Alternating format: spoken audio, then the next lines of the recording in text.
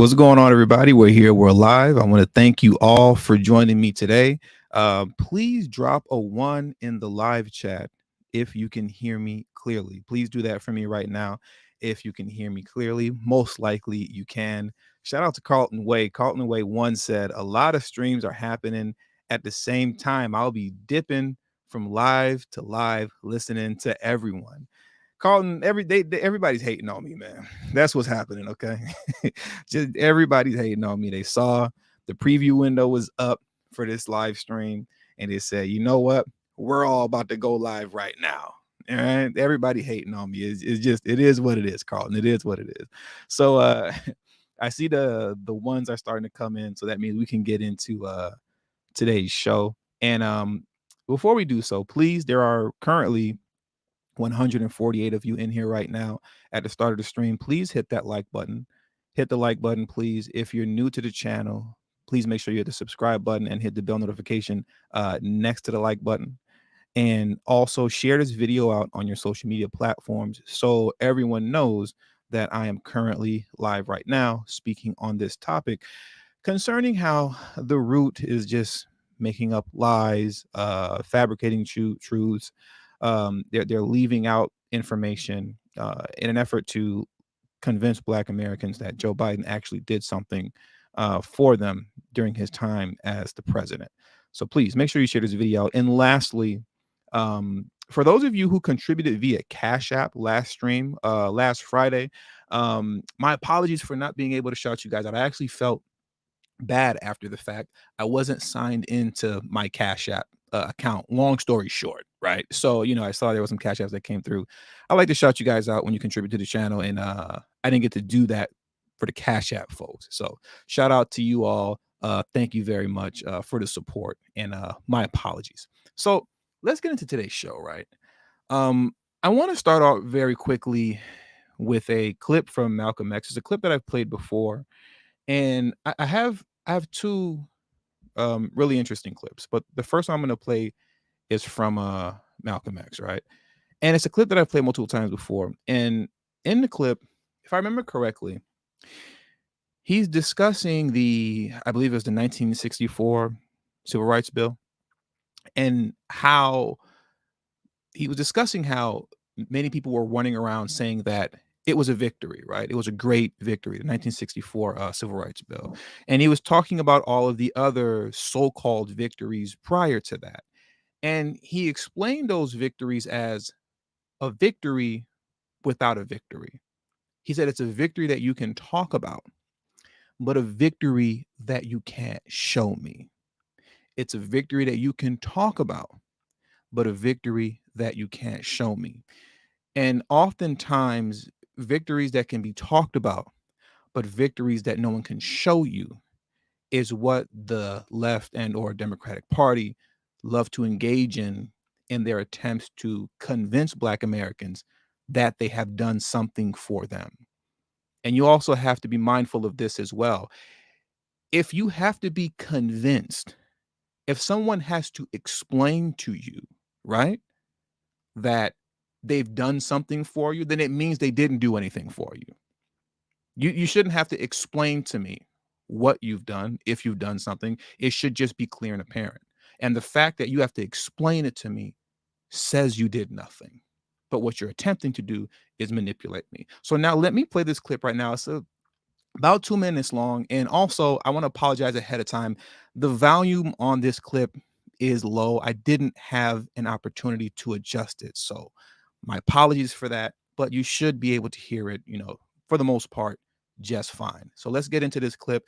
And there are 240 of you in here right now. Please hit that like button as we listen to this quick 2-minute clip from Malcolm X. People really passed meaningful laws. It would not be necessary to pass any more laws. There are already enough laws on the law books to protect an American citizen. You only need additional laws when you're dealing with someone who is not regarded as an American citizen. But whites are so hypocritical. They don't want to admit that they're a real citizen. If he was a real citizen, you'd need no more laws. You'd need no civil rights legislation. Civil rights, when you have civil rights, you have citizenship. It's automatic. White people don't need laws to protect their citizenship because they're citizens. But they don't want to tell us we're not citizens.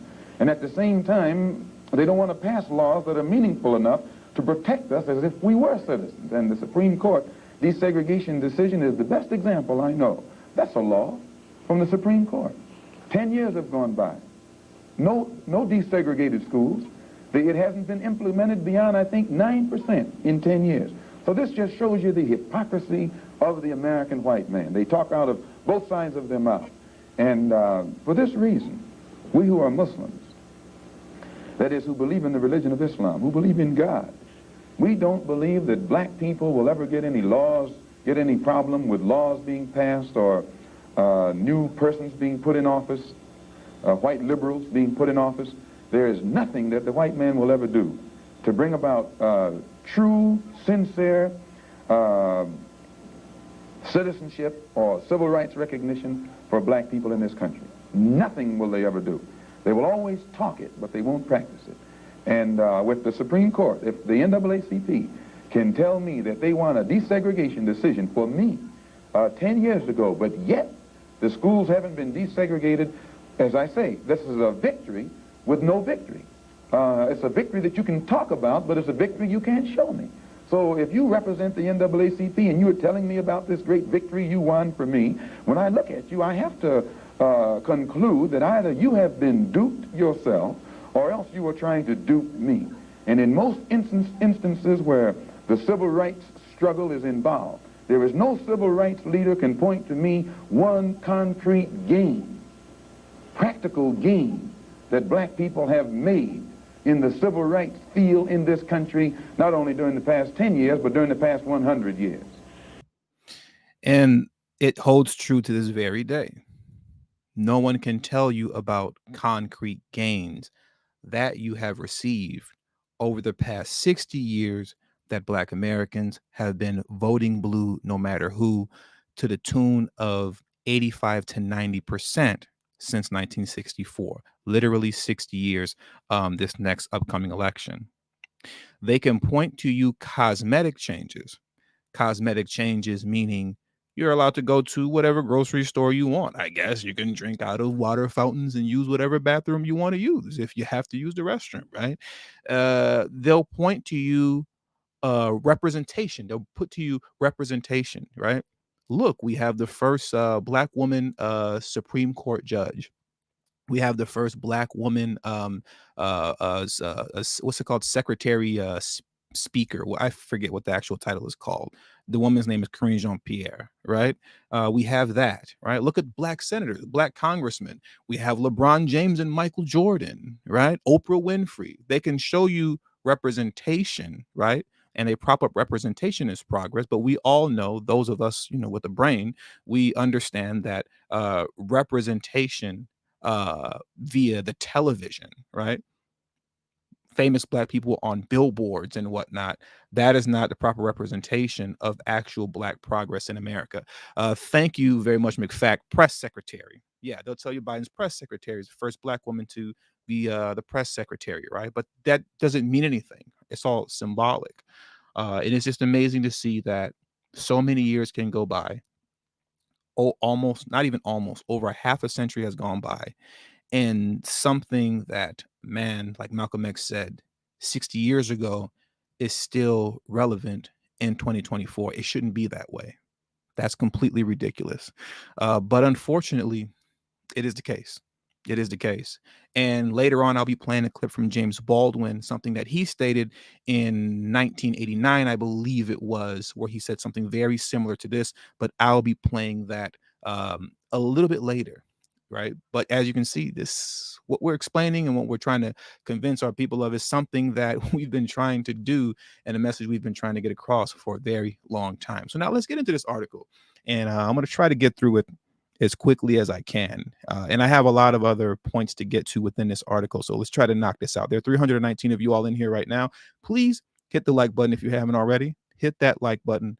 Thank you very much. It will help to get the stream out so people know that we're live, and share this on your social media platforms. So now let's get into this article from The Root. which is a whole lie, titled "What Did Our Vote for Biden Get Us?" It's very interesting. Now, it starts off. Now, I know there are some from communities that look like mine and ones I grew up in who will answer the question in this headline by saying, not a damn thing. Likewise, some who voted Democrats in the last election or even previous election will say that the only thing we've gotten is a federal holiday, remembering how President Biden in 2021 established the national celebration of Juneteenth. Right now, here's the thing. Let's not front on Joe Biden. Okay, he didn't just give us Juneteenth. Everybody else got tangible legislation, but Joe Biden didn't just give us Juneteenth. Right, he didn't give us that. As it pertains to symbolism, we can never forget. The hip hop holidays. We cannot forget the hip hop holidays. Right. Joe Biden also gave us a hip hop celebration day. He gave us Hip Hop Recognition Month, and he also gave us Hip Hop History Month, right? So let's never forget that. We don't want to front on him. He did give us those as well. Okay.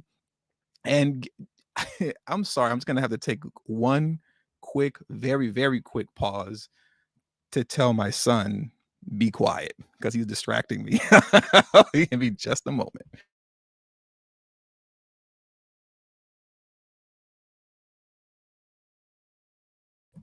Okay. I just had to tell him shut up right quick, but didn't want you all to hear that. But yeah, let's not front on Joe Biden. Okay. Let's not front on him. He did give us those hip hop holidays as well. He didn't just give us Juneteenth. He gave us more symbolism than that. Now, I get it. It's clever. Of course, it's not true. Sadly, it's been repeated by some who have our best interests and many who do not. In fact, at best, it is a poorly disguised parroting. It is a poorly disguised parroting of right-wing talking points written by people who are only pretending to care about the black community. The only ones who pretend to care about the black community are those who cape for the Democratic Party by refusing to issue honest critique of them in order to inform black Americans that they do nothing for them. Those are the only ones that pretend. That's besides the fact that Democratic Party pretends to care about the black community as well. The Republicans don't pretend to care about you. And this is something that I've explained numerous times before. People love to get on here and say, oh, you're a MAGA and you're this, that, and the third. It's not that, but it's the fact that Republicans don't pretend to care about your issues. They don't pretend to care, right? They tell you exactly how it is, who they are, and what they're about. You can either get with it or not. If not, kick rocks. It's Democrats that pretend to be your friend and then stab you in the back. It's Democrats who pretend to be your friend and then do nothing for you once they get into office. This is why I go so hard on the Democratic Party, because they're the ones who pretend. It's not people like me, right? But let's carry on. To go on to state, in fact, at best, it is a poorly disguised parroting of right-wing talking points written by people who are only pretending to care about the black community while doing everything they can to undermine every step we take toward opportunity and equality. Not a joke. Well, this article was a joke, right? But folks, these knee-jerk replies, no matter how often and loud they're repeated, are the biggest load of bojangles we've seen in quite a while. And we need to quash it right now. Full stop. I don't know what quash means. I think he meant squash, right? All right, headline: people are frustrated, but let's look at the facts. So let's get into the facts, right? It's not that I don't understand folks are frustrated. After all, I'm a 38-year-old black man from rural South Carolina, and given the fact we have suffered generations of systemic subjugation, exploitation, and violence, I don't just understand frustration, I expect it. After all, I feel it too. At this stage in the game, we shouldn't be expecting any frustration anymore. But, I guess you can expect it if you're going to keep voting blue no matter who, right? Now we're going to get into a lot of different areas of this article that I really want to pick apart and show you how this man is full of it. But this nonsense isn't natural, nor a productive expression of a people's frustration. It's misinformation, disinformation, and straight up lies. I just wanted to highlight that because it gets so tiring to sit back and listen to the left, these people tell you that people like myself are giving you misinformation and disinformation when that's actually coming from their side. Labeling something dangerous rhetoric is a talking point that's used to simply dismiss what people like me say so that they don't have to address the fact that they do nothing for Black Americans, right? So instead of relying on the rhetoric, let's look at the reality that in 4 years, you can't undo everything that's been done over 400 years. I'm going to repeat that again. In 4 years, you can't undo everything that's been done over 400 years. That is a very uh, nonsensical, tired talking point that's been used against Black Americans over the last 60 years since the Civil Rights Act. If you let politicians, everybody has used this. Obama has said this. Mainly, it's really a lot of Black politicians that like to say that. If you let them tell it, we're only 4 years removed from the Civil Rights Act. If you let them tell it, right? But the reality is that we are 60 years removed, not 4 years removed from the Civil Rights Act. For 60 years, you've been doing the same thing over and over again by way of the vote blue no matter who experiment, and it failed miserably. In 60 years, there should have been some semblance of legitimate progress by way of closing the racial wealth gap, but instead it's gotten wider and Black Americans are trending to zero as it pertains to median wealth. Now, what I want to do, because I say this stuff all the time, what you just heard me say, once again, though, this is something that has been said for decades now. Okay? So it's not just me saying it. What I want to do is play this excellent clip of James Baldwin. I want to play this clip by James Baldwin in which he echoes my same sentiments. But when he says it, it's so much more powerful and so much more impactful given the fact that he is James Baldwin and he did so many great things and, for our people and for this community, right? So let's hear what he has to say as it pertains to Black progress. You wanted me to reconcile myself to. I was born here almost 60 years ago. I'm not going to live another 60 years. You always told me it takes time. It has taken my father's time, my mother's time, my uncle's time, my brother's and my sister's time, my nieces and my nephew's time. How much time do you want for your progress? James Baldwin said, I was born 60 years ago, 60 years old. I've been here 60 years. And for 60 years, I've been waiting for this so-called progress. You told my fathers to wait. You told my mother to wait. You told my grandparents to wait. You told my brothers and sisters to wait. You told my cousins to wait, my nieces and nephews to wait. And now you're telling me to wait. But like I said, I'm not going to be here another 60 years, right? So how long do you want me to wait for this so-called progress? I'm going to play it one more time. If I'm not mistaken, this was in 1989 that he said this. Okay, let me run it back one more time. Father's time. What is it you wanted me to reconcile myself to? I was born here almost 60 years ago. I'm not going to live another 60 years. You always told me it takes time. It has taken my father's time, my mother's time, my uncle's time, my brother's and my sister's time, my nieces and my nephew's time. How much time do you want for your progress? It is so disingenuous, wildly disingenuous when you hear these politicians and pundits repeat this nonsense to you that in 4 years you can't undo everything that's been done over 400. The vote blue no matter who experiment has gone on for 60 years. How much more time is needed? Just like James Baldwin said, how much more time is needed? Time's up. And to be honest with you, quite frankly, it may honestly be too late. It may honestly be too late. There are 459 of you in here right now.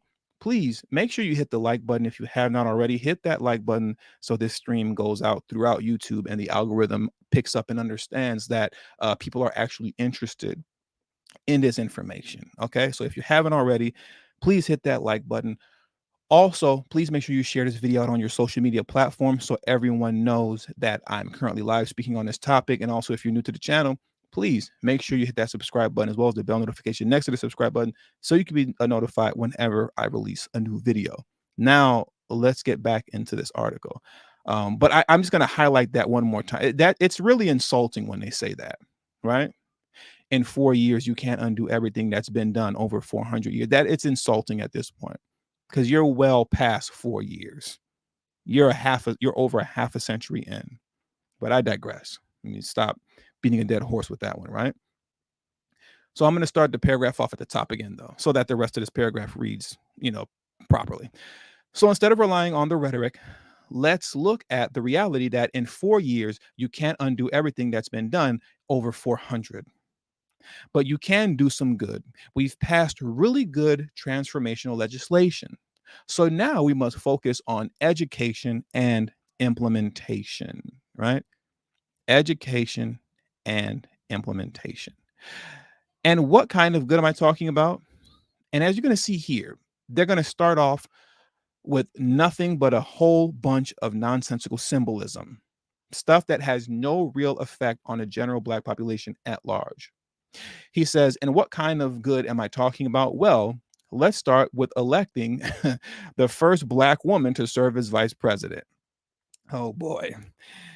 Kamala Harris is an Indian woman raised by her Indian family within her Indian culture. Okay.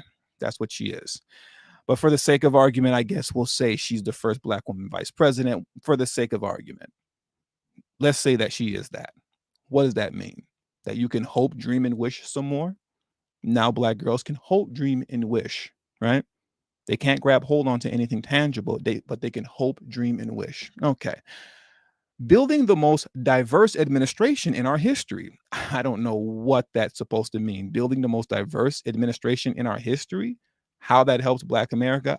I don't know. And nobody can answer that question for you, including our nation's first Black press secretary, Karine Jean-Pierre, and cabinet secretaries like Marcia Fudge, Lloyd Austin, Linda Thomas Greenfield, Shalonda Young, and Michael Reagan. Symbolism, symbolism, symbolism, symbolism, right? Representation, Black faces in high places is not a proper bar to measure Black progress in America, right? These folks having high positions has nothing to do with you and what's going on within the Black community at large. It's nonsense. We can talk about Biden. We can talk about a Biden-Harris agenda that invested $1.9 trillion to fight back the deadliest global illness in more than a century. This is also the foolishness that you see in this article as well. Mind you, the argument is people like myself, right? Hotep hooligans like me, Hotep hooligans like myself, we're not really looking out for the Black community's best interest. And we're parroting right-wing talking points when we tell you that the Biden administration and Democrats as a whole, they don't do anything for you, right? So now what this person does is their argument is supposed to be, let me tell you what Biden has done. Throughout the article, outside of the symbolism that keeps popping up, this person is going to keep referencing general run-of-the-mill reforms and legislations that goes out to all of America, but frame it as if this was something that was done for Black Americans, right? The $1.9 trillion spent to fight back the deadliest global illness, and we all know what I mean, in more than a century, was not something for Black people. It was for all Americans. So this individual that wrote this article is not proving anything right now. We know how he expanded SNAP benefits. So apparently Biden gave us more food stamps, right? He extended our ability to be able to get more food stamps. Now, this is besides the fact that when it comes to welfare programs, white Americans are the number one recipients of welfare programs, right? They're the number one recipients of welfare and food stamps and SNAP benefits. But this is being presented to you as if Joe Biden expanded SNAP benefits specifically for Black Americans. He gave us more food stamps. And if we're going to really be honest, it's actually it's kind of insulting because it leads into the whole stereotype. Oh, all black people are on food stamps. All black people are on welfare, right? That's what that leads into. But I'm not going to go in on that tangent, right? And he helped create millions of jobs, cutting unemployment by almost half. I want to stop right there, right? He helped create millions of jobs, cutting unemployment by almost half. This is a talking point that every president points to and goes to concerning jobs, right? And unemployment and being cut in half. And this is the lowest unemployment in almost a century or in decades. I want people to understand how this works, right? When they're talking about creating millions of jobs and cutting unemployment in half, what presidents do, right, is that they select the best year out of their 4 years to highlight that we created X amount of jobs and cut unemployment in half.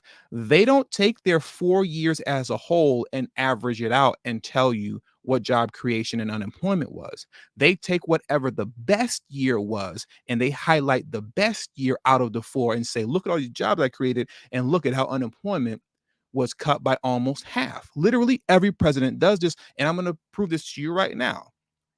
Check this out, right? Watch this. All right. This is Trump White House archives.gov, right? Economy and jobs. Literally every president plays this game. You can go here right now, and in Trump's archives, he's listing off all of the same talking points, right? And mind you, look at at how this reads right here, right? The headline. Before the Big 19, and we all know what the Big 19 is. I still don't say that on YouTube, their actual word. But before the Big 19 invaded our shores, we built the world's most prosperous economy. Why did Trump have to say it was before the Big 19? He had to say that because after the Big 19, all those gains that he had completely fell apart. Unemployment skyrocketed, jobs started closing down. We all know what happened once the big 19 hit. And like I said, how these politicians are slick and how they play games with us is that what Democrats will then do is that when they speak on Trump, right? What they're going to tell you is that under the Trump administration, we lost X amount of jobs and black unemployment was skyrocketed. But what they're talking about is post Big 19, right? They're talking about post Big 19 numbers. But when Trump wants to bolster what he's done, right, for Black America and for America as a whole, he references his numbers pre Big 19. Do you understand how that works? Okay. And we're going to get into more of that a little bit later as well. But look, he's saying all the same things that Biden says. The unemployment rates reach 3.5%, the lowest in half a century, right? America gained 7 million new jobs, more than 3 times government experts' projections. More Americans reported being employed than ever before, nearly 160 million. Jobless claims hit nearly a 50-year low. Incomes rose in every single metro area in the United States for the first time in nearly 3 decades. They all say the same thing. They all literally say the same thing. Obama said the same thing. All presidents repeat the same talking points. Okay. So when you're reading this here, that he created millions of job cutting unemployment by almost half, that literally means nothing because all they did was pull out the best year so far for Biden. And they're not specifying how many of that they're not giving you disaggregated data that highlights how much Black Americans actually benefited from that. And that's also something that's a constant in this article as well. They're telling you all these things that Biden did that Black Americans supposedly disproportionately benefit from, but they never give you disaggregated data for you to actually see for yourself and read for yourself how much it actually benefited us, right? We know about lowering healthcare costs for more than 13 million Americans. Once again, the argument is supposed to be Hotep hooligans like TD lied to you guys about Biden not doing anything for Black Americans. None of this is proving that point. This individual is talking about general run-of-the-mill reforms. And once again, just like I said about the economy and employment, the same thing can be said of Trump. Go to Trump White House archives.archive.gov. Go to his healthcare portion, and it's literally all the same talking points. Okay, I'm not going to waste time reading them right now because it's just beating a dead horse. But you can come to this for yourself and read it yourself and see that it's the truth, right? They say all of the same things, right? I'll read this one right here. I don't know. Worked with states to create more flexible and relief from oppressive Obamacare regulations, including reassurance waivers to help lower premiums, right? I'll read a couple more. Offered association health plans, which allow employees to pull together and offer more affordable quality healthcare coverage to their employees at up to 30% lower cost. You see how they all play the same game? Lowered Medicare Advantage premiums by 34%. I repeat, lowered Medicare Advantage premiums by 34% nationwide to the lowest level in 14 years. They all say the same things. They all say the same things. So my point is that this individual is not proving anything. The person that lied to you and wrote this article that's trying to convince Black Americans that Biden has done something for them, they are literally not proving anything to you right now. They're regurgitating talking points that every president spits out of their mouth. Okay? Let's carry on. Helping over 8 million families save their homes and investing $931 billion in payments directly to us. Now, when I saw this, and investing $931 billion in payments directly to us, I had to pause for a minute. And I said, wait a minute. When did Biden give Black folks $931 billion? What? Did I miss something here? Did he make a down payment on reparations? And I missed it? I didn't make a video about it? No. He's being dishonest, for lack of better words. That's why he put directly to us. That would make you think Black, but then ... the American people. So once again, it's nothing was given to you, nothing was provided to you. And where is the disaggregated data that actually shows how much of this went to the way of the Black community, right? Because I almost forgot this, and I want to address this part as well when speaking about this, right? You often hear about policies that passed that will disproportionately help Black Americans because said issue is disproportionately affecting Black Americans. But if they're unable to give you the disaggregated data that proves that point to be true, then you have to automatically assume it's a lie. Because more often than not, what you'll see is that even in categories where you are disproportionately disadvantaged, when these policies are put in place, somehow they still manage to miss Black folks, right? I remember it was sometime last year.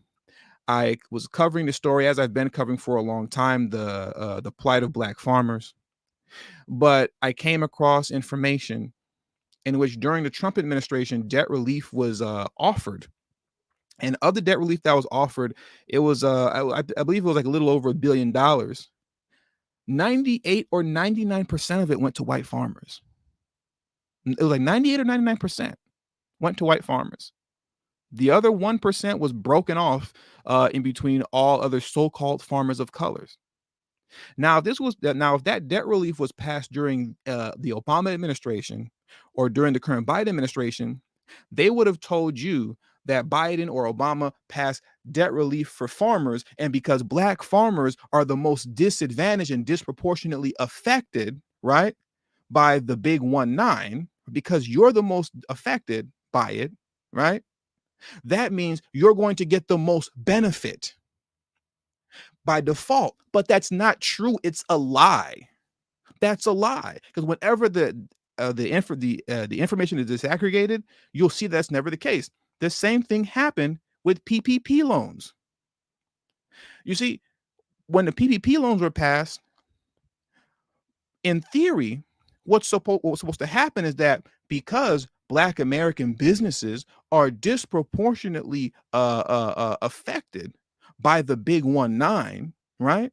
Then these PPP loans will disproportionately help Black Americans. You get what I'm saying? But we all know the truth behind what really happened.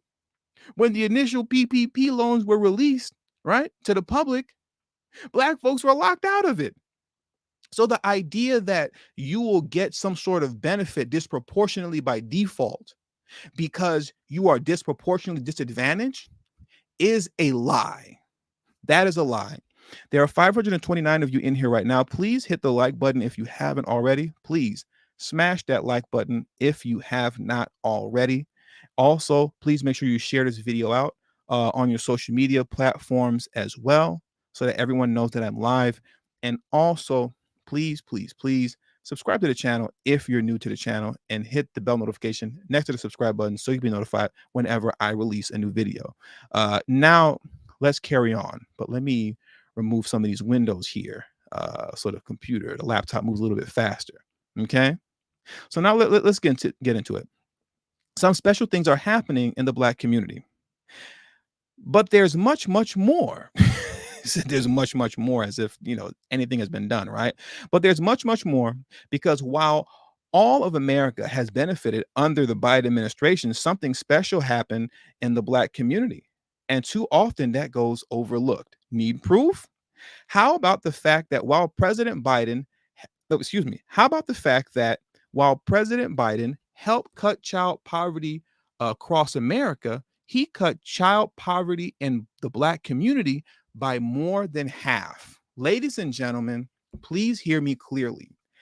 That talking point right there is one of the most, if not the most, egregious lies that come out of the Biden administration. This nonsense about cutting child poverty in the Black community in half. This is one of a multitude of examples of what Malcolm X talked about, a victory that you can talk about, but a victory that you cannot show me. And I'm going to prove this to be an egregious lie. I did a video about this months ago, but I'll prove it to you again right now. This is an egregious lie, right? On paper, right? When the child tax credits were handed out, on paper, Black children were lifted out of poverty. Technically, on paper, these are what I call phantom statistics, right? But 1 month after the child tax cuts were no more, and they stopped issuing them, look at this. Immediately, children across America, especially Black children, plummeted right back into poverty. I'm talking about 1 month after the fact. We're not talking about a couple months passed, a couple months went by. No. Immediately the next month, Black children plummeted right back into poverty. And Black child poverty rates went back up, skyrocketed. Look at this. This is from the Associated Press, AP News study, child poverty rising after tax credit expires, right? Look at this. Let me read this to you real quick. Columbia University Center of Poverty and Social Policy, Columbia University Center on Poverty and Social Policy estimates 3.7 million more children were living in poverty by January, a 41% increase from December, when families received their last check. After their last check, child poverty increased 41%, only 1 month without the check. Only 1 month later. Hit the like button, please. Hit the like button if you have not already. These people lie, they lie, and they lie some more, and they manipulate some more, but then have the audacity to say people like me are the ones spreading misinformation and disinformation. right? This right here comes from Poverty Center, Columbia, right? Poverty Center, Center on Poverty, a social policy at Columbia University. Is this not trustworthy? Is this not trustworthy? Right? I don't. I think that this is a trustworthy study right here, and I want to shout out really quick. DC Precise, I believe it's pronounced on Cash App, DC Precise, I think. Thank you very much. You were the first person to contribute to today's show via Cash App. I appreciate all the support that I get on this channel. It is very much needed and much appreciated for the time that I put in on this kind of information. So thank you very much. You all do not go unseen. And also, I want to shout out, who is this? MOT. Oh, I'm familiar with who you are. I don't think you like me very much, MOT, but shout out to you. Then vote Republican because that is the other side. He said, MOT said, there is so little time for people to run conservative interference on Black people. I challenge you to a political and historical debate. Uh, no, I'll decline. I don't debate anybody, but feel free to make a video presenting your argument against mine, and I may or may not respond. As far as I'm concerned, I've proven everything that I've said to be true, right? But if you want to dismiss it, MOT, I'm familiar with who you are. If you want to dismiss what I'm saying is true, well, then I don't know what else to tell you, brother. I mean, you can dismiss it and carry on and vote blue no matter who. Do you, I guess. Carry on. And I'll keep pushing this misinformation that clearly isn't misinformation. But anyways, that does it with that, right? Let's get into the actual data because, like I said, when I speak, I actually prove what I say to be true, right? So let's get back over here. Give me just a second. But shout out to you for the super chat, though. I do appreciate it. I do appreciate it. Give me a second. Let's get back into this right here. So it's Center on Poverty and Social Policy.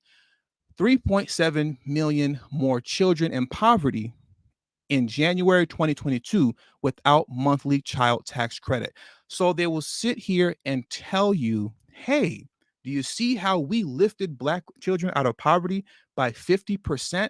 But 1 month without the check, Black poverty rose after 1 month right here. As you can see, I can't highlight it, 30.4%. So to run around and say, so to run around and then say, look what we did for Black people. We uplifted you out of children out of poverty by 50%. That in and of itself is misinformation and disinformation.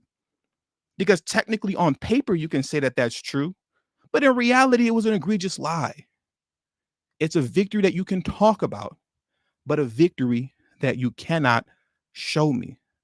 Thank you very much. I believe the name is Ty, for your contribution on Cash App. I appreciate your contribution. Thank you very much. It's definitely needed and much appreciated and does not go unnoticed. You are now the third person to contribute to today's show. And also, there are 536 of you in here right now. Please make sure you hit the like button if you haven't already. Please hit the like button so this video goes out through the YouTube algorithm and everybody knows that I'm live right now.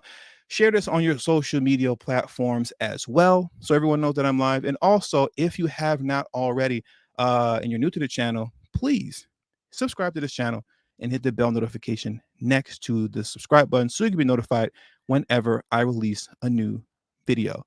Now let's carry on. Let's go some more, right? And I think one more person showed. Thank you very much, D Dukes on the Cash App. I appreciate that, D Dukes, for the support. It does not go unnoticed and definitely needed. I definitely appreciate it. Thank you very much, D Dukes on Cash App, for your contribution to today's show. You are now the fourth person to contribute today. Thank you very much. Now let's carry on, right? Let's carry on. How long have I been live for already? Let's see. Oh my God, we're going 49 minutes. I got to speed this up. Y'all know I don't like to be live past an hour. Let's speed this up, okay? Okay, here we go. We know about the surge in small business growth, right? In this administration, we know about the surge in small business growth this administration has championed from day one. But did you know, in 2021 alone, more Hispanic entrepreneurs started small businesses than they had in more than a decade. What that has to do with the argument that Joe Biden has done so much for Black Americans, I don't know. I don't know what that has to do with anything, but okay, that's what they added. They're talking to us about Hispanics. Got it. And Black entrepreneurs topped its highest rate in 26 years, right? Black entrepreneurs topped its highest rate in 26 years.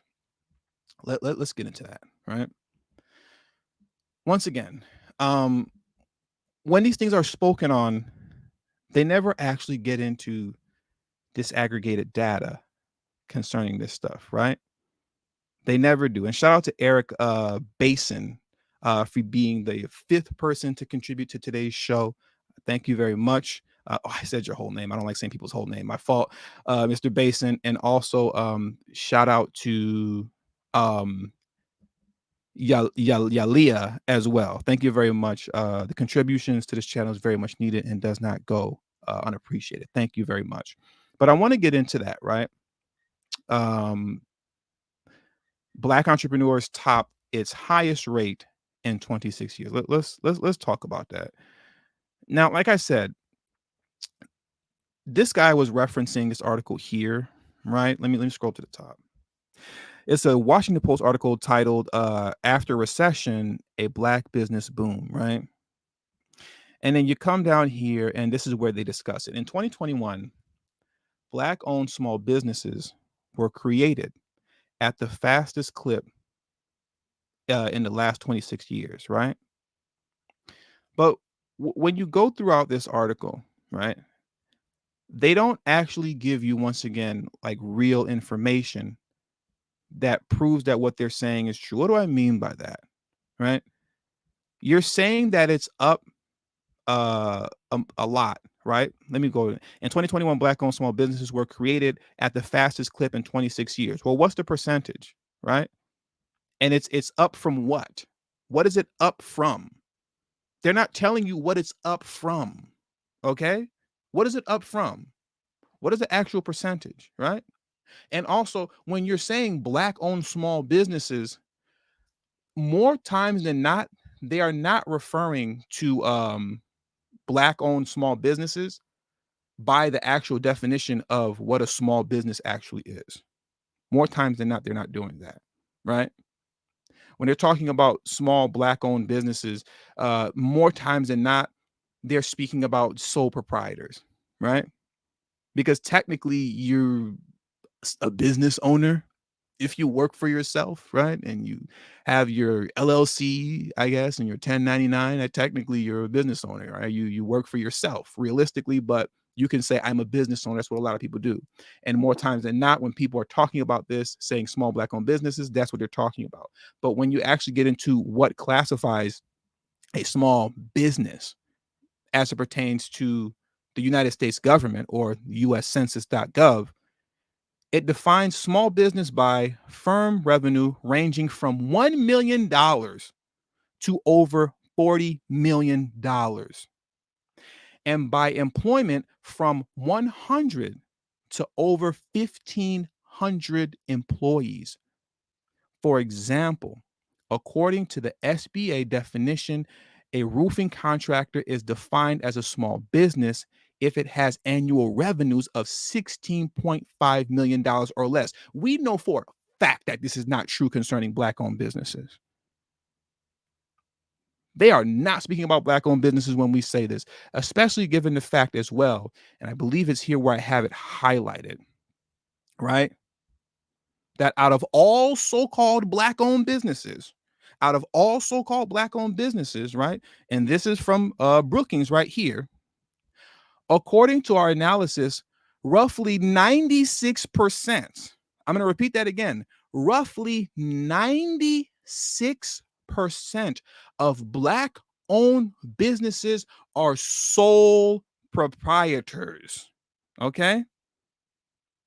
Unincorporated businesses owned and operated by one individual compared to 79.9% of non-Black owned businesses. Black-owned business, when you talk about small businesses, it's virtually non-existent. It doesn't actually exist. And once again, more often than not, when you're being sold on all of this Black progress that's happening, right? They never actually prove these things to be true by way of disaggregated data or letting you know what these so-called small businesses rose up from, right? They don't tell you that. They just say overall, oh, well, Black-owned small businesses, were created at the fastest clip in at least 26 years. How many? What was the percentage point? Up from what? They never give you real information. They're just talking. They're just saying stuff, but they're not proving that what they're saying is true. And they never do. They never do. I see a couple more contributions coming into today's show. Oops. Uh Y'all know I can't read, even though I've been reading pretty decently. I can't read names. Starry Moore, thank you very much for becoming a channel member. Starry Moore, I appreciate that. Thank you, thank you, thank you very much. And Sean, how do you say your name? Sean, what is that? Tasty? I don't know. Y'all know I can't read names, but shout out to Sean for the super chat. I appreciate your contribution to the channel, Sean. Thank you, thank you, thank you very much. I appreciate that. I appreciate all the support that comes to this channel. It's very much needed, and I appreciate it for the work that I put in on giving you this information, which isn't misinformation. It's honest information and genuine critique that you won't get from anybody else. Everybody else just wants you to carry on with the 60-year failed experiment of vote blue no matter who that hasn't amounted to anything tangible that anybody can prove and point to other than cosmetic changes. You can drink from water fountains now. You can go to the bathroom if you have to, take a leak, number one or number two. And you get to watch, LeBron James dunk a basketball. And because you get to watch LeBron James dunk a basketball, wow, look at all this Black progress, right? Now let's carry on. Let's talk about President Biden's environmental initiatives that ensures at least 40% of its benefits flow to marginalized communities. I don't know what marginalized communities are. Can someone get me the disaggregated data? They never provide that for you. Okay. Marginalized communities can mean anything. How many of you remember when I sat up here and I gave you all that misinformation and disinformation about Jim Clyburn's, what was it, 10, 20, 30 plan? Where he lied when he had a conversation with Marcel Dixon in a town hall meeting and said his 10, 20, 30 plan was a down payment on reparations. And then he got on the Breakfast Club during the 2020 elections and talk about how the 10, 20, 30 plan was was something that helped Black people, right? It helped Black Americans. But when I actually went through their research paper, the actual Jim Clyburn's 10, 20, 30 research paper, where they detailed where all the money went, how many of you all remember when I went through his actual research paper, and the overwhelming majority of the money, virtually 99% of it, went to non-Black communities. It went to rural white communities, rural Native American communities, a couple Hispanic communities. The overwhelming majority of it, the overwhelming majority went to non-Black communities. But then Jim Clyburn gets on the Breakfast Club and lies and said that the 10, 20, 30 plan helped Black Americans when it did not. I read his own research paper and it did not. And then he lied when he spoke to Marcel Dixon and told Marcel that the 10, 20, 30 plan was a down payment on reparations. It was a lie. And how many of you all remember that live stream where no more than an hour after I exposed that lie for what it was, he removed that research paper off his website? How many of you all remember that? Within the hour, he deleted it. It was gone, but I still have the copy. I still have the copy, right? Because that's the thing with the internet. You post something online, you better be careful because it lives forever. It lives forever. Shout out to Christopher Perkins. He says, I remember. Yeah, within the hour, it was gone. But I'm the one that's spreading misinformation, right? I'm the Hotep hooligan spreading misinformation, disinformation, dangerous rhetoric. I'm an undercover MAGA Republican who loves Donald Trump. I love DeSantis, and I'm also a Russian bot. I'm not real. Like, I'm actually AI. I'm AI. I'm actually artificial intelligence, right? I'm not real. I'm a Russian bot programmed with AI. And this is Chat GPT, right? That's speaking to you right now. Right? I'm speaking to you through like the Chat GPT program that's been like planted into me, right? Oh Lord have mercy. These people lie to your face like crazy. They lie to your face like crazy. And then when you expose the lie, yeah, I'm the artificial intelligence Russian bot. Okay. Okay. If you say so. I think there are currently 532 of you all in here. Please hit the like button if you haven't already. Hit the like button, share this video on your social media platforms if you haven't. Also, please make sure you subscribe to the channel if you're new to the channel and hit the like button as well. Okay. So where are we at? Let's carry on. I think we're almost done because I do have to head out of here.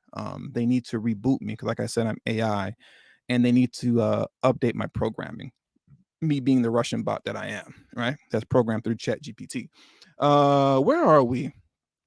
Okay, let's talk about this. President implementing the most significant climate change provisions in a generation, standing up for the more than half of Black America who, living in the South, stand in the path of more frequent and stronger storms, which leave Black communities in ruins. Once again, and there is a link. Where is the link? Where's the link? It's right here where it says half of Black America, and I want to prove a point with that as well. Once again, um, they're just saying stuff, right? You're not being provided with any disaggregated data that actually prove that you're receiving the benefit of these things. The same way, right winger conservatives like to throw in your face affirmative action, affirmative action. Oh, the blacks are getting affirmative action. The blacks, they get affirmative action. It's not fair.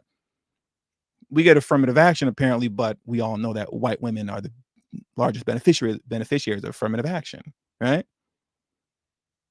Black farmers are doing so bad and they're disproportionately disadvantaged and so on and so forth. But when debt relief was issued during the Trump administration, 99% of that debt relief went to white farmers. Had it been released under a Democratic Party administration, they would have told you we issued out debt relief to farmers, and Black people who are the most disadvantaged were disproportionately benefited, but won't give you data to back it up. And that's exactly what you see here right now, where it says half of Black America, right? If you actually click on that link, it'll take you to this Griot article that I have right here, right?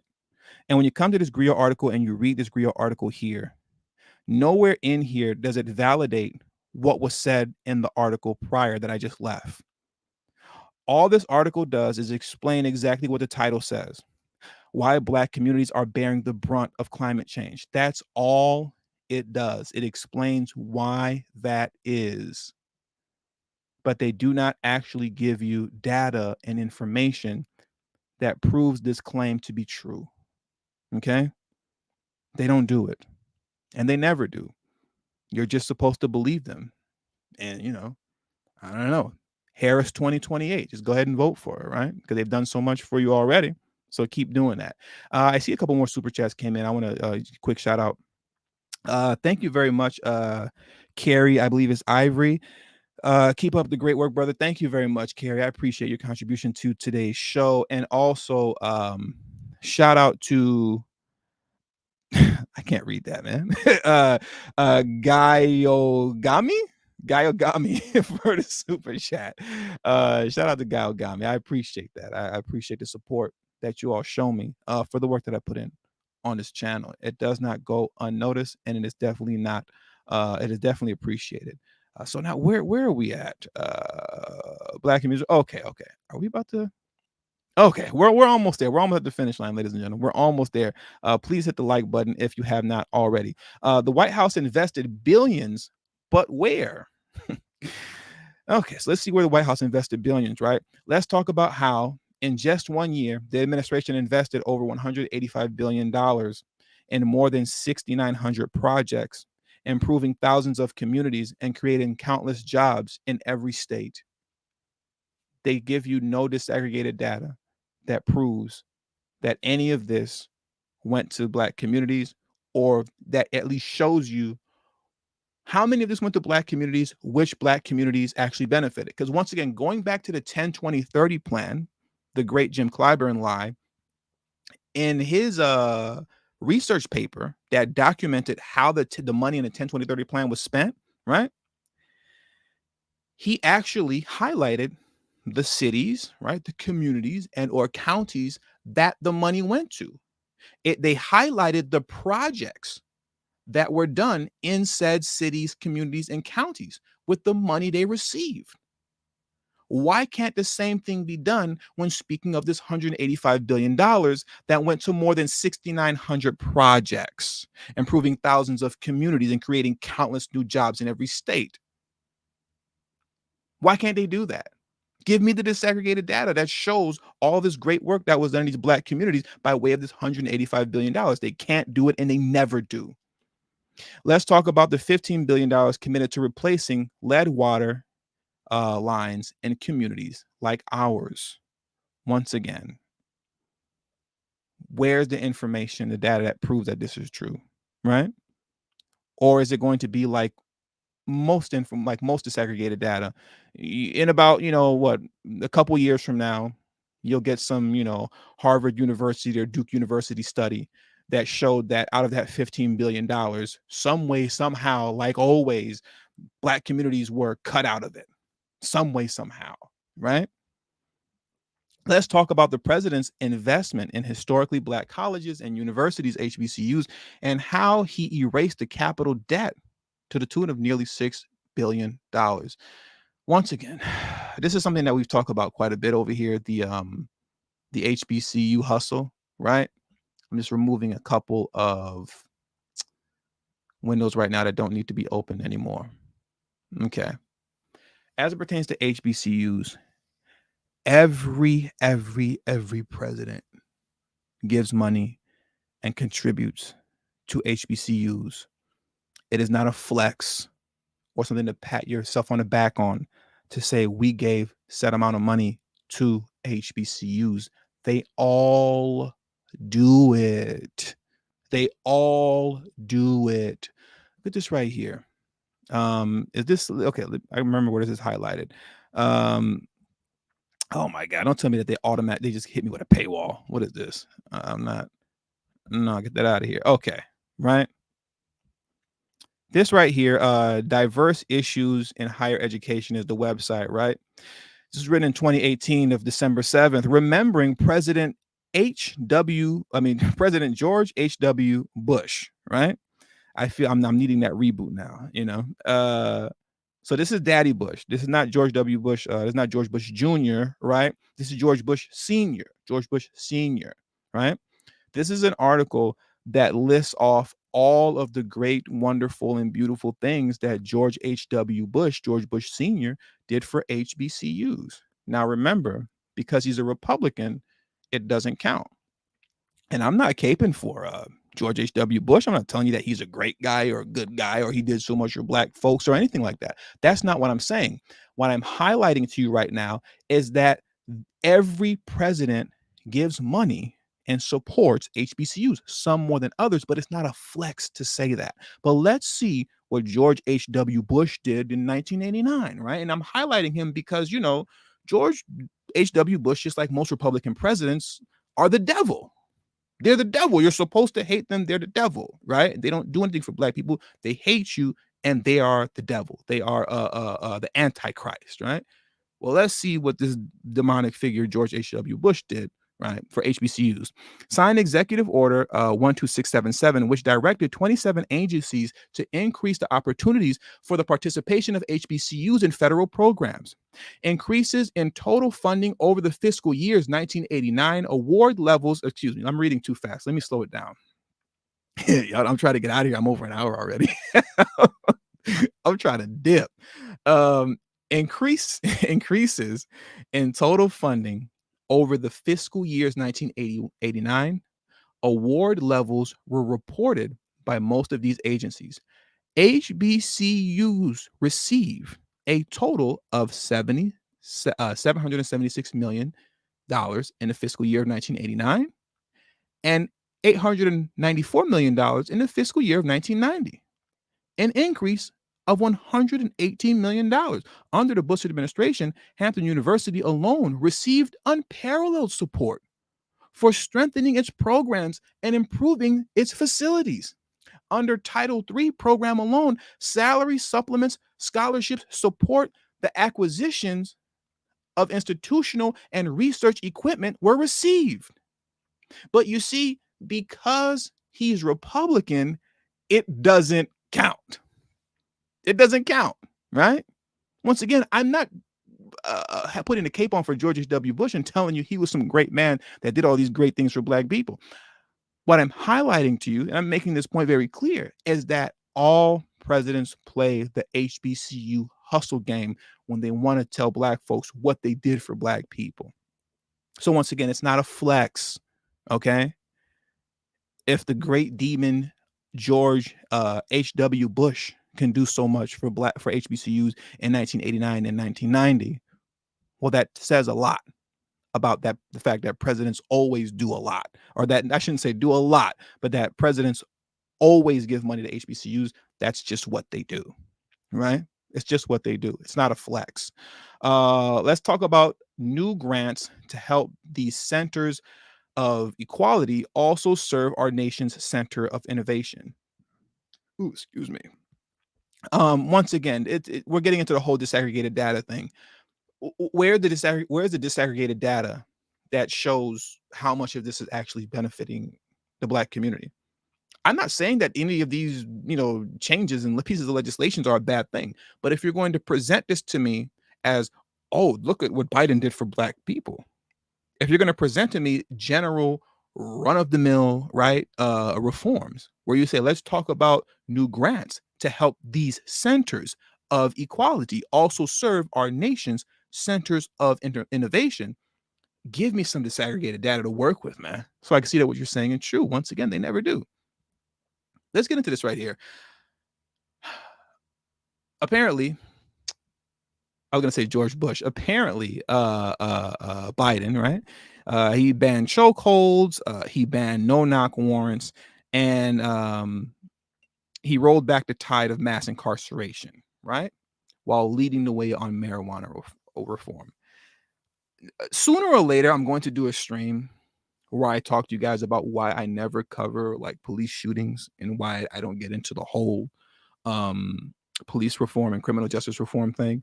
And that stream, that's when you guys are gonna hate me, because when it comes to criminal justice reform and police shootings and things of that nature, by and large, the best of us Black folks seem to get triggered by that, and I get it. Obviously, you don't want to see Black folks getting killed on body cam footage, right? That sucks. I'll just say this though. I'll save it for that live stream, because you guys are that's gonna be the live stream that you guys don't like me, right? It's just not what many of you think it is, right? But I'll say this much: banning chokeholds and no-knock warrants, the Black Americans, by and large, are not criminals. The overwhelming majority of us are not out here committing crimes. The overwhelming majority of Black Americans were never going to find themselves in a chokehold by a police officer. The overwhelming majority of Black Americans were never going to find themselves in a position where they're committing crimes so egregious that a no-knock warrant is being issued. That was never going to be you. It was never going to be me, right? I'm going to leave it there because, like I said, I'm going to save it for that live stream. But they put you in this trick bag with this whole police reform and criminal justice reform. I said it before, and I'm going to say it again. Your most pressing issue is the closing of the racial wealth gap. Anything outside of closing the racial wealth gap is a waste of time. Your second biggest issue is illegal immigration. And I'm going to leave it at that. Okay? And as it pertains to mass incarceration, let's get into it, right? So Biden's allowed to get a pat on the back for rolling back the tide of mass incarceration, apparently, but Trump wasn't given that same pat on the back. Remember when he was running around touting the what was it called? I think it was called the First Step Act or something like that. The First Step Act, that released, I guess apparently a bunch of black folks from prison on like bogus marijuana charges and things of that nature, right? Just like how President Biden can say, "Oh, I rolled back the tide of mass incarceration," right? Trump was also able to tout, right? Was it? Oh, this is the wrong one. Trump was also able to tout about how he was the one who, through the First Step Act, released multiple black people from prison, right? He was able to say the same thing. There was something that was supposed to be highlighted, and I don't see it highlighted. I'm mad now. Where is it at? Um, this messed my point up, but I'll just say this much, right? Concerning this portion, right? People don't give Trump his credit for the First Step Act, I believe it was called, right? He doesn't get his credit for that because it was apparently issued, right? Or it was initially initiated by Obama. So that's why he doesn't get credit for it, because it was initiated by Obama, and that's a fact. It's true that President Obama initiated the First Step Act, but it was President Trump, a Republican, who got it passed. That's something that people highlight all the time when Trump brings up the First Step Act and how he released all these black people from prison, apparently, right? But he doesn't get credit for it because they say Obama's the one who initiated it. But understand, had Hillary Clinton got into office and not Trump, nobody would acknowledge the fact that Obama was the one who initiated it, right? Because what the groundwork that Obama laid out was supposed to be an alley-oop for Hillary Clinton, who was supposed to get in office, grab that alley-oop, and dunk it. And then she could run around and say, "Look at how I signed the First Step Act and released all you black people from prison." But unfortunately, Trump got into office and he's the one, right, that signed the First Step Act. And because it was a Republican that did it, it doesn't count.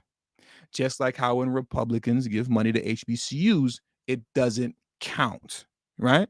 It only counts when Democrats do it. That's the only time this stuff counts. If a Republican does it, doesn't mean anything. They'll find a way to explain their way around it. Okay. And lastly, in closing, rise in work for black people. Okay. Rise in work for black people.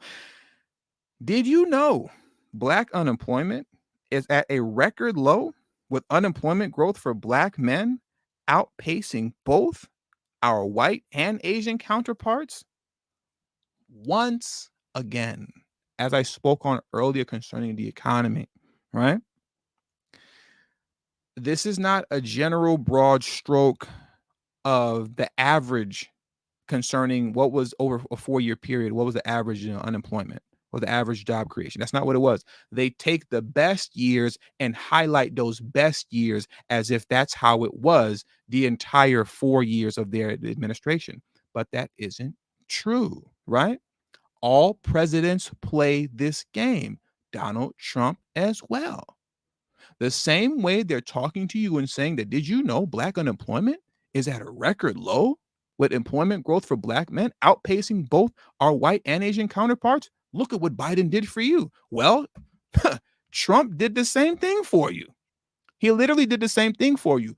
But once again, when a Republican does it, it doesn't count. When a Republican gives money to HBCUs, it doesn't count. When a Republican in Trump, right, signs the First Step Act, it doesn't count. When there's record low African American unemployment on his watch or any Republican's watch, it doesn't count. These are the games that are played with you. It only miraculously counts if a Democrat does it, right? Let's scroll down here because this was a fact check. Trump touts low unemployment rates for African Americans. Remember, he kept shouting that over and over again, right? The short answer, yeah, Trump's numbers are right, but it's generally a stretch for presidents to take credit for job creation. So you see how, because this is true for Trump, now it's a stretch for presidents to take credit for job creation. Oh, now it's a stretch. But if it's Biden, it's not a stretch, it's a flex, right? The long answer, Trump is right that African American unemployment hit a record low in December. The unemployment rate for Black Americans is currently 6.8%, the lowest level recorded since the government started keeping track in 1972. Under Trump's watch, Black Americans had the lowest unemployment rate on record since the government started keeping track of it in January of 1972. But once again, because it was Trump, it didn't count, right? But also remember as well, because I'm not putting on a cape for Trump the way some of you would like to believe that I am, because I've proved this point over and over again. It's a finesse, just like all presidents finesse. This was a very specific point in his presidency, a very specific year, very specific time in his presidency when that was the case. But if we talk about unemployment, right, and jobs post the big 19, then that's no longer the case. They cherry pick. All presidents do this. They all cherry pick the best time in their presidency when unemployment was great, and then they highlight it and say, look at what I did for you all, right? And then the opposition is vice versa. They'll look at their presidency and they'll see when unemployment was the worst, and they'll say, look at how they didn't do anything for you. It's all a game. It's all a finesse. And because I understand that, you're not going to throw this in my face and say, look at what Biden did for you. It's all a finesse. Trump did the same thing, but he's a Republican, so it doesn't count, right? And I'm gonna keep it a buck with you guys. I gotta get out of here. I gotta get out of here. So I'm not gonna read this little part here that's in yellow. I mean, I'll just the reason that it's in yellow because it's more of the same. It's just general run of the mill reforms, that went out to everybody, and they're claiming that some way somehow you benefited as well because you're the most disadvantaged, but they don't prove it with data. And funny enough, this article ends with, does that sound like nothing to you? Does that sound like President Biden taking Black votes for granted? Based on everything that I just went through? Yeah, that's exactly what it sounds like. So with all that being said, it does it for today's video. Please hit the like button, hit the subscribe button. Okay. Hit the bell notification next to the subscribe button so you can be notified whenever I release a new video.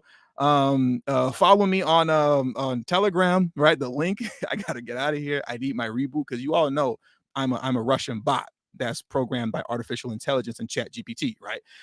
So I gotta follow me on Telegram. The link to the Telegram is pinned in the live chat. Is also in the description box below.